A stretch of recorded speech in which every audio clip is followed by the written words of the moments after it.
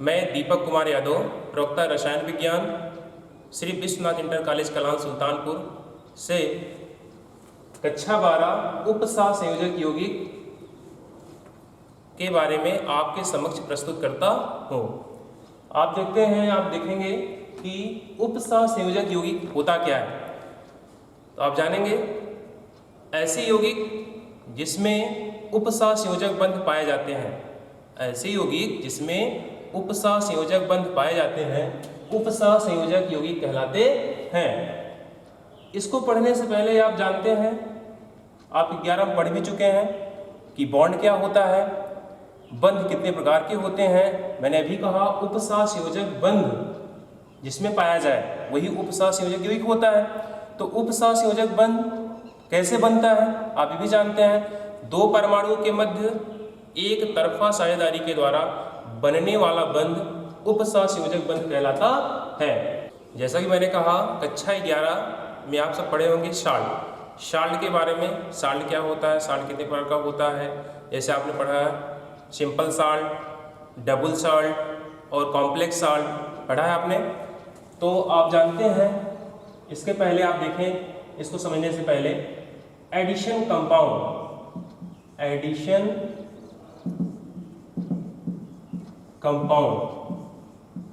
योगात्मक यौगिक क्या होता है।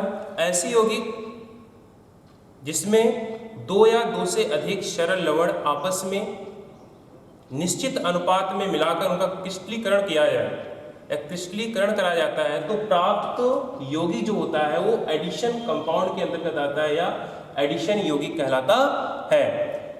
एडिशन यौगिक जो भी आपका होता है, कंपाउंड जो होता है, योगात्मक यौगिक जो भी होता है आपका दो प्रकार का, कितने प्रकार का होता है, दो प्रकार का। एक होता है आपका डबल साल्ट और दूसरा होता है आपका कॉम्प्लेक्स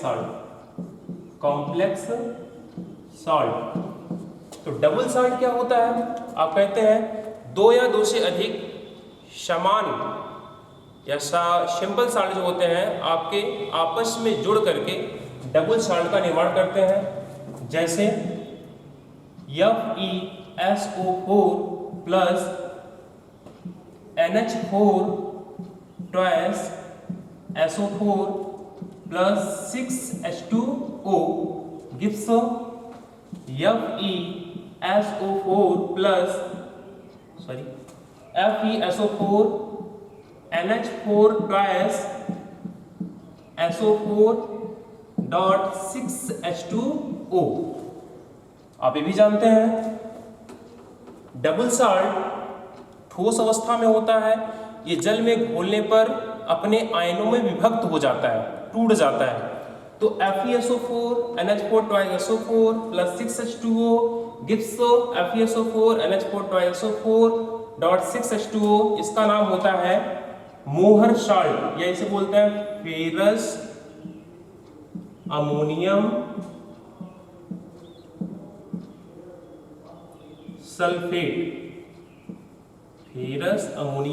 सल्फेट, इसे कहते हैं मोहर साल्ट।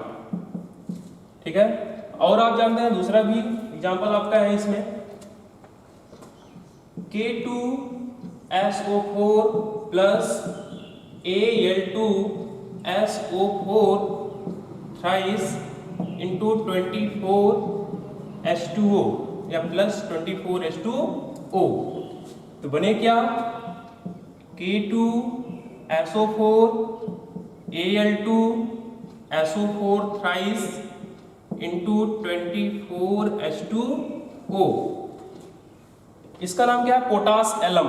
क्या नाम इसका, पोटास एलम, जिसे फिटकरी कहते हैं आप। अब यहां देखिए, हमने कहा कि ये ठोस अवस्था में होते हैं, इन्हें जल में घोलने पर ये अपने आयनों में विभक्त हो जाते हैं। अब क्या हो, ऐसे देखिए K2SO4 Al2SO4 thrice into 24H2O, इनको जल में घोलेंगे तो क्या होगा, 2K plus 2Al triple plus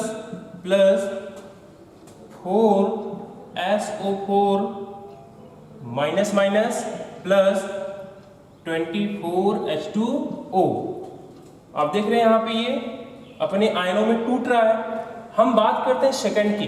second कौन सा था, मैंने अभी बताया आपको, बी पॉइंट्स आपका है कौन सा, कॉम्प्लेक्स सॉल्ट। कौन सा है, कॉम्प्लेक्स सॉल्ट, जटिल लवण। जटिल लवण क्या होता है,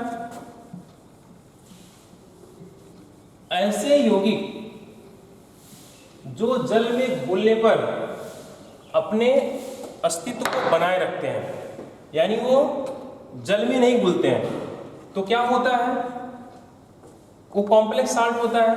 कैसे, इसका मतलब है आप जानते हैं जैसे K4FeCN6 gives 4K plus FeCN6 4 minus K4FeCN6 gives 4K plus FeCN6 4 minus। यहाँ पे क्या होता है, FeCN6 और 4K प्लस जो बन रहा है ये आपका होता है सिंपल आयन। क्या होता है, सिंपल आयन। और ये क्या होता है, कॉम्प्लेक्स आयन।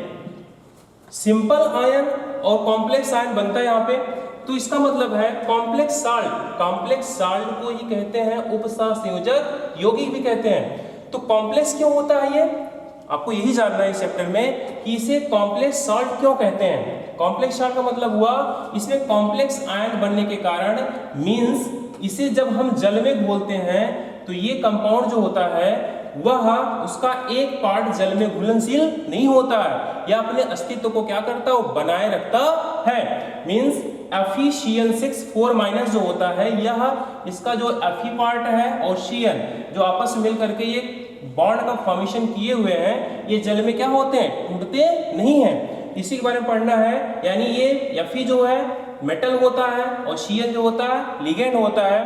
तो मेटल और लिगेंड के बीच में जो बॉन्ड का फॉर्मेशन होता है या कोऑर्डिनेट बॉन्ड का फॉर्मेशन होता है, वही क्या करता है, इसको कॉम्प्लिकेटेड करता है, या कह सकते हैं वो कॉम्प्लेक्स के रूप में बनाता है, जिससे ये जटिल यौगिक कहलाते हैं। और कैसे क्या होता है ये, हम अभी आपने इसको देखा कि यहाँ पे जो कंपाउंड बना हुआ है, लिया K4FeCN6, इसमें पोटेशियम का भी अपना कोई महत्व है, मतलब है जो ब्रैकेट्स बने हैं इसके कोई महत्व है, मतलब है Fe है, इसका मतलब है Cn है, इसका भी मतलब है 6 है, इसका भी मतलब है।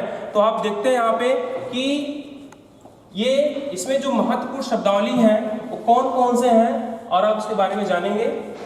जैसे फर्स्ट ऑफ ऑल आप कहते हैं, पहला पॉइंट इसमें है कोऑर्डिनेशन स्फीयर। कोऑर्डिनेशन स्फीयर, ये इसकी हिंदी होती है उपसंयोजक परिसर या क्षेत्र। जैसे आप जानते हैं ये विद्यालय है, विद्यालय के अंदर टीचर भी हैं, स्टूडेंट भी हैं, एक दूसरे से अटैच्ड हैं, जुड़े हुए हैं।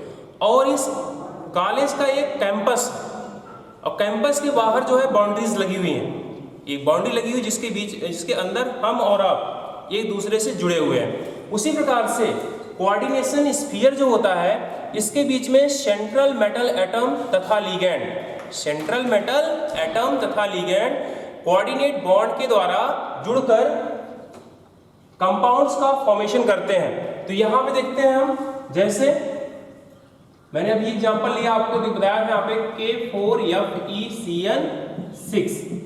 मैंने ये कहा कोऑर्डिनेशन स्फीयर के बारे में, सेंट्रल मेटल एटम तथा लिगैंड जिस क्षेत्र में या जिस ब्रैकेट के अंदर क्या होते हैं, पाए जाते हैं, या उप संयोजक बंध के द्वारा आपस में जुड़कर कोऑर्डिनेट बॉन्ड का फॉर्मेशन किए होते हैं, वही क्षेत्र ही क्या कहलाता है, उपसंयोजक परिसर कहलाता है, जिसे हम एक बड़े ब्रैकेट के द्वारा क्या करते हैं, दर्शाते हैं। इसके बाद सेकंड क्या होता है, सेंट्रल मेटल एटम, इसकी हिंदी होती है केंद्रीय धातु परमाणु। केंद्रीय धातु परमाणु क्या होता है आप जानते हैं। प्रायः आप देखते हैं कि जो कोऑर्डिनेट कंपाउंड्स बने होते हैं उसमें central metal atom D block elements, लगभग डी ब्लॉक एलिमेंट्स ही क्या करते हैं, सेंट्रल मेटल एटम के रूप में कोऑर्डिनेट बॉन्ड का फॉर्मेशन करते हैं। तो सेंट्रल मेटल एटम होता क्या है, जिसके पास ऐसे परमाणु अथवा आयन जिसके पास डी कक्षक, रिक्त डी कक्षक या पी कक्षक क्या होते हैं, अवेलेबल होते हैं या पाए जाते हैं, वो क्या होते हैं, सेंट्रल मेटल एटम। या जिनके पास इलेक्ट्रॉन डिफिशियंसी, इलेक्ट्रॉन की कमी, इलेक्ट्रॉन डिफिशिएंट एटम, ऐसे बोल दीजिए, इलेक्ट्रॉन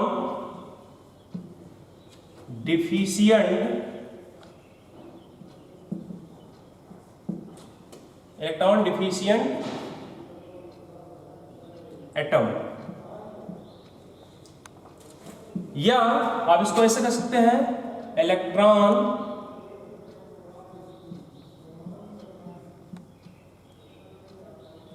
पेयर एक्सेप्टर।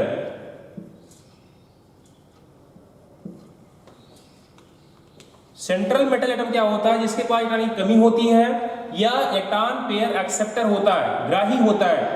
किसका कौन सा मतलब है, इसका मतलब यह है सेंट्रल मेटल एटम के साथ जो लिगेंड्स जुड़े हुए हैं उनके द्वारा दिए गए इलेक्ट्रॉन को क्या करता है, ये ग्रहण करता है।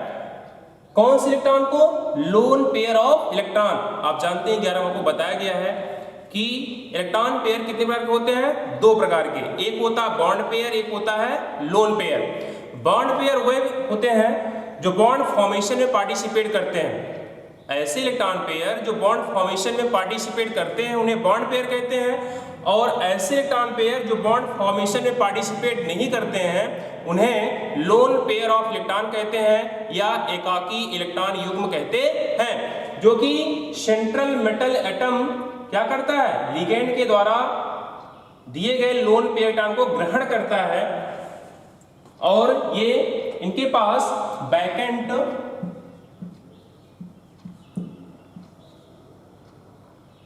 डी और P orbital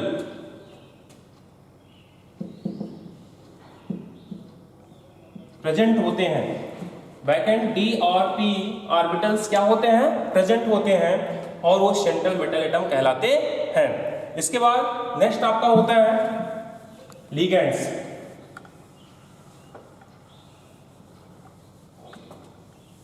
central metal atom के बाद आपका होता है तीसरा लिगेंड्स। लिगेंड किसे कहते हैं, ऐसे परमाणु अणु अथवा आयन जिनके पास lone pair of electron present होता है। ऐसे परमाणु अणु अथवा आयन जिनके पास lone pair of electron present होता है उसे लिगेंड्स कहते हैं। या इसे आप कह सकते हैं कि electron pair donor, electron pair donor, या इसे कहते हैं इलेक्ट्रॉन रिच, इलेक्ट्रॉन रिच। जितने भी इलेक्ट्रॉन रिच स्पीशीज होते हैं या इलेक्ट्रॉन पेयर डोनर होते हैं वह लिगेंड्स कहलाते हैं, जो कि सेंट्रल मेटल एटम के चारों तरफ कोऑर्डिनेट बॉन्ड के द्वारा बंधे होते हैं। तो आप कहते हैं लिगेंड्स। टाइप ऑफ लिगेंड्स, इसके बाद का होता है टाइप ऑफ लिगेंड्स। फर्स्ट आपको देखते हैं, पहला on the basis of, on the basis of donor atom, on the basis of donor atom. दाता परमाणु के आधार पर लिगैंड को हम कैसे वर्गीकृत करते हैं, कितने भागों में वर्गीकृत करते हैं, आप देखते हैं। फर्स्ट आपका होता है मोनोडेंटेट लिगैंड, मोनोडेंटेट लिगैंड, एक दंतुक लिगैंड्स। इसका मतलब क्या हुआ, ऐसे लिगैंड जिसके पास कम से कम एक दाता परमाणु होता है, ऐसे लिगैंड जिसके पास एक दाता परमाणु होता है उसे मोनोडेंटेट लिगैंड कहते हैं। जैसे आपका हुआ F minus Cl minus Br minus I minus OH minus CO3 minus minus,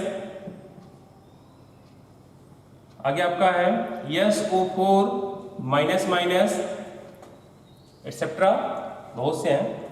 इसके बाद आपका है सेकंड, दूसरा आपका है बाइडेंटेट लिगैंड। क्या है, बाइडेंटेट लिगैंड।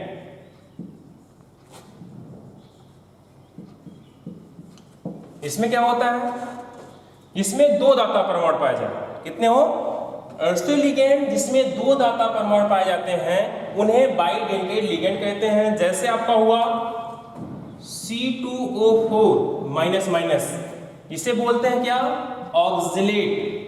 क्या बोलते हैं, oxalate. NH2 CH2 CH2 NH2, इसका नाम है ethylene diamine, short form इसे कहते हैं EN, ethylene diamine, EN। अब बताएंगे यहां पे ऑक्सिलेट हुआ, एथिलीन डाई एमीन हुआ। तीसरा आपका होता है glycinate, NH2 CH2 COO minus, NH2 CH2 COO minus, इसे बोलते हैं क्या, ग्लाइसिनेट।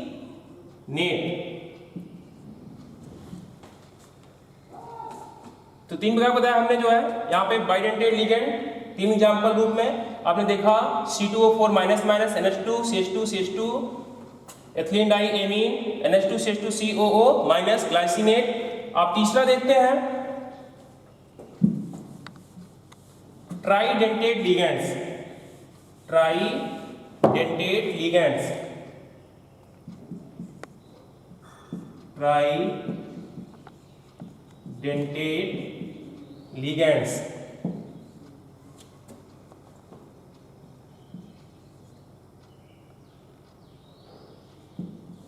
ऐसे लिगैंड जिसके पास कम से कम तीन दाता परमाणु हो, ऐसे लिगैंड जिसके पास कम से कम तीन दाता परमाणु हो उसे हम ट्राइडेंटेट लिगैंड्स कहते हैं। जैसे आपका हुआ NH CH2 single bond NH2 sorry CH2 single bond CH2 single bond NH2, फिर यहाँ पे CH2 single bond CH2 single bond NH2, एक लोन पेयर यहाँ पे, एक लोन पेयर यहाँ पे, एक लोन पेयर यहाँ पे। तो ऐसे लिगैंड जिसके पास कम से कम तीन दाता परमाणु हो उसे हम ट्राइडेंटेट लिगैंड कहते हैं। इसका नाम क्या है, डाईएथिलीन, डाईएथिलीन ट्राइएमीन, डाईएथिलीन ट्राइएमीन। ठीक है, अब क्या होगा, 4 पॉइंट आपका क्या होता है, चौथा tetra dentate ligand, dentate ligands. देखते हैं ऐसे लिगैंड जिसके पास कम से कम चार दाता परमाणु हो। कितने हो, चार दाता परमाणु हो, उसे हम क्या कहते हैं, टेट्राडेंटेट लिगैंड या चतुष्दंतुक लिगैंड्स। देखें example, CH2 single bond NH2 single bond CH2 single bond CH2 single bond NH2 single bond NH2 single bond CH2 single bond CH2 single bond NH2, एक यहाँ पे, एक यहाँ पे, एक यहाँ पे। तो ऐसे लिगेंड जिसके पास कितने हो, कम से कम 4 दाता परमाणु हो। जैसे यहाँ पे 1 2 3 और 4, उसे क्या कहते हैं, टेट्राडेंटेट लिगेंड। इसके बाद आप पढ़ते हैं, नेक्स्ट आपका होता है, आप बोलते हैं पॉलीडेंटेट लिगेंड। कौन सा? Polydentate ligands. नेक्स्ट आपका है पॉलीडेंटेट लिगेंड्स। पॉलीडेंटेट लिगेंड्स क्या होता है इसमें? ऐसे लिगेंड्स में 2 या 2 से अधिक दाता परमाणु पाए जाते हैं, उन्हें हम पॉलीडेंटेट लिगेंड्स कहते हैं या बहुदंतुक लिगेंड्स कहते हैं। जैसे EDTA, ethylene diamine tetra acetate ion, ethylene diamine tetra acetate ion. जैसे इसका फॉर्मूला क्या होगा, NCH2 single bond CH2 single bond N, ये भी लोन पेयर यहाँ पे है, लोन पेयर यहाँ पे है, CH2 COO यहाँ माइनस, C या ऐसे कर दीजिए, CH2 COO माइनस, यहाँ पे आपका है CH2 COO minus CH2 COO minus, यहाँ पे। अब देखिए क्या है, 1 2 3 4 5 और 6 आप हेक्साडेंटेट बोल सकते हैं, या आपने मैंने ये कहा जिसमें 2 या 2 से अधिक दाता परमाणु पाए जाए उन्हें हम पॉलीडेंटेट लिगेंड के अंतर्गत रखते हैं। तो आपने देखा कि यहाँ पे इसका फॉर्मूला है क्या, EDTA का, ये है ethylene diamine tetra acetate ion. फिर नेक्स्ट आपका होता है पॉलीडेंटेट लिगेंड के बाद हम पढ़ते हैं, नेक्स्ट इसमें होता है आपका एम्बीडेंट लिगेंड्स। इसकी हिंदी होती है उभय दंतुक लिगेंड्स। क्या होती है? उभय दंतुक लिगेंड्स। ऐसे लिगेंड जिसमें कम से कम 2 दाता परमाणु पाए जाए, ऐसे लिगेंड जिसमें कम से कम 2 दाता परमाणु पाए जाए, लेकिन उनमें से सिर्फ और सिर्फ एक ही परमाणु अपना loan pair of electron central metal atom को डोनेट करता है। तो यहां पे जैसे आपका हुआ NO2, क्या हुआ? NO2, इसमें नाइट्रोजन भी डोनर एटम है और ऑक्सीजन भी डोनर एटम है। आप इसको ऐसे भी सकते हैं ONO। तो ऐसे लिगेंड जिसमें कम से कम 2 दाता परमाणु हो, नाइट्रोजन भी है और कौन है? ऑक्सीजन भी है, लेकिन उनमें सिर्फ और सिर्फ सेंट्रल मेटल एटम के साथ एक ही परमाणु अपना loan pair of electron central metal atom को डोनेट करता है, जिससे हम कहते हैं वहां पे क्या बनाता हो? Ambident ligands. इसके बाद तीसरा आपका होता है, सेकंड आपका आएगा B point, on the basis of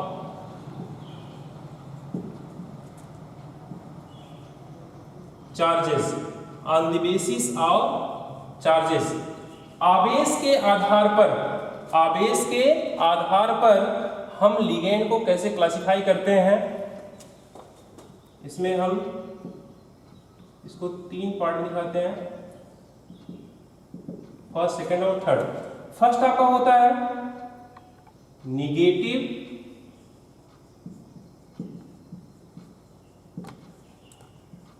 ligands,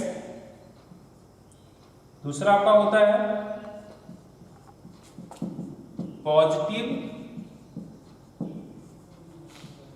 ligands, तीसरा आपका होता है न्यूट्रल लिगेंड्स। देखिए निगेटिव लिगेंड्स क्या होता है?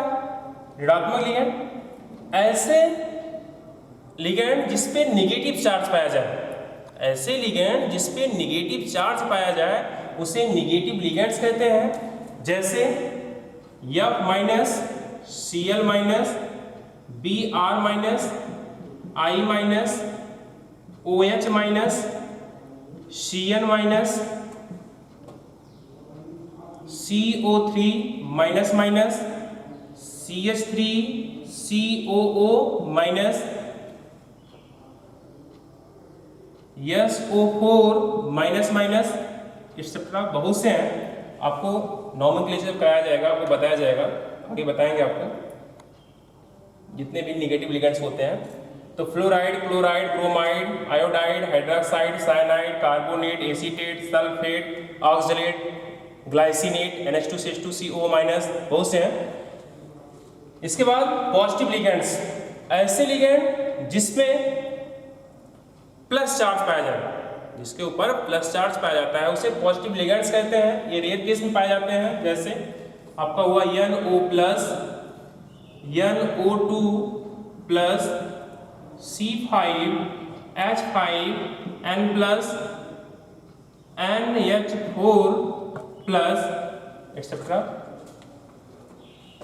नाइट्रोसिलियम, नाइट्रोनियम, पिरिडीनियम, अमोनियम, ये सारे के सारे क्या हैं? पॉजिटिव लिगेंड्स के अंतर्गत आते हैं। इसके बाद का होता है न्यूट्रल लिगेंड्स, ऐसे लिगेंड जिसपे ना तो पॉजिटिव चार्ज हो ना तो नेगेटिव चार्ज हो, वो क्या कहलाते हैं? न्यूट्रल लिगेंड्स के अंतर्गत आते हैं।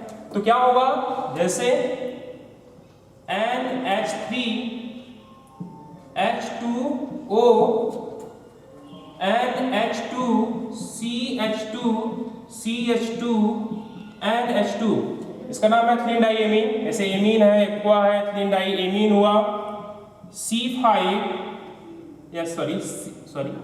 C6H5 whole thrice P, triphenyl phosphine. ये सारे के सारे लिगेंड्स न्यूट्रल लिगेंड्स के अंतर्गत आते हैं। नेक्स्ट आपका देखते हैं, अगला है 4 पॉइंट। लिगेंड्स के बाद चौथा पॉइंट आपका आता है कोऑर्डिनेशन नंबर।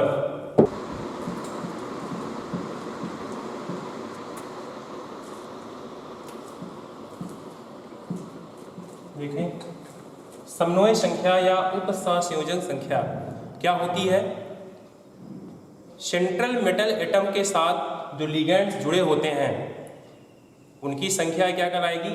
Coordination number. लेकिन ऐसा नहीं, कभी कभी क्या होता है, कुछ लिगेंड जो जुड़े होते हैं, जैसे आपका है NiEN टॉयस, मान लीजिए है NiEN टॉयस, और अभी आपको बताया गया K4FeCN6। यहाँ पे K4FeCN6 में Fe के साथ लिगेंड संख्या कितनी है? 6।